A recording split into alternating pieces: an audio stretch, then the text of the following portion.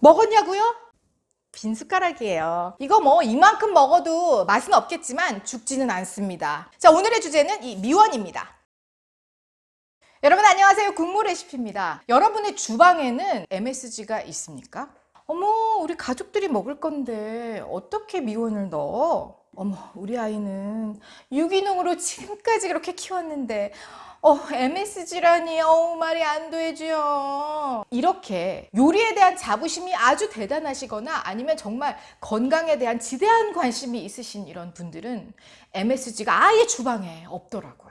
자, 이렇게들 꺼리는 이유는 MSG는 몸에 해롭다 이런 인식 때문인데요. 과연 MSG는 몸에 해로운 것일까요? 네, 결론적으로 따지자면 MSG는 몸에 해롭지 않습니다. 사람이 어떤 일정량을 섭취했을 때 죽을 가능성도 있는 치사량으로 따지자면 소금보다 훨씬 낫습니다. MSG 분자는요, 화학적으로 합성해서 만드는 것이 아닙니다. 사탕수수 같은 이런 식물을 발효해서 불순물을 제거한 것으로 화학적인 약품을 만드는 공정보다는 오히려 장을 담는 공정에 가깝다라고 할 수 있습니다. 1960년대에 미국에서 이 MSG에 대한 안정성에 의문을 품고 실험을 시작했는데요.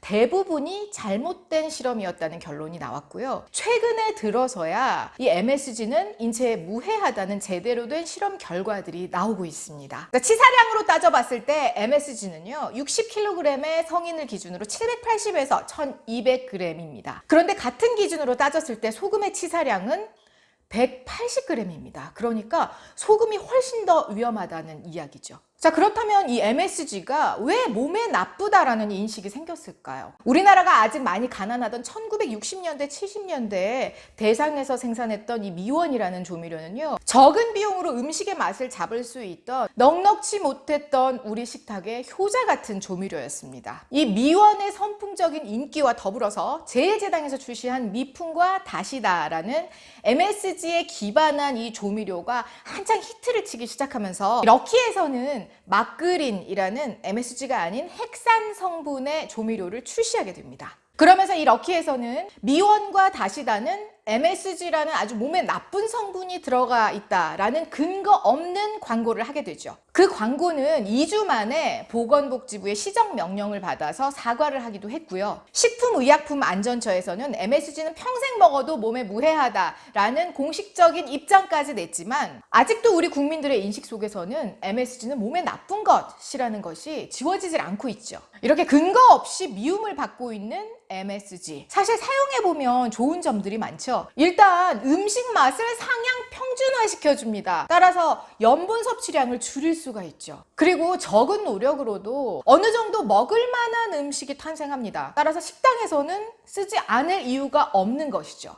그리고 MSG가 들어간 음식을 먹으면 졸린다라는 이 차이니스 푸드 신드롬도 근거가 없는 얘기라고 밝혀졌습니다. 하지만 이 MSG를 모든 음식에다가 함부로 막 쓰게 되면 또 단점도 분명히 있긴 하죠. 모든 음식의 맛이 다 비슷해집니다. 여러분 다 아시죠? 우리가 다 아는 그 들쩍지근한 맛. MSG를 쓰지 않고 마이야르 반응이나 발효 등의 방식으로 음식을 만들었을 때는 그 다양한 재료에서 오는 이 복합적인 맛으로 인해서 음식 맛이 굉장히 풍부해집니다. 자, 따라서 MSG에 대한 판단은 여러분들 각자의 몫입니다.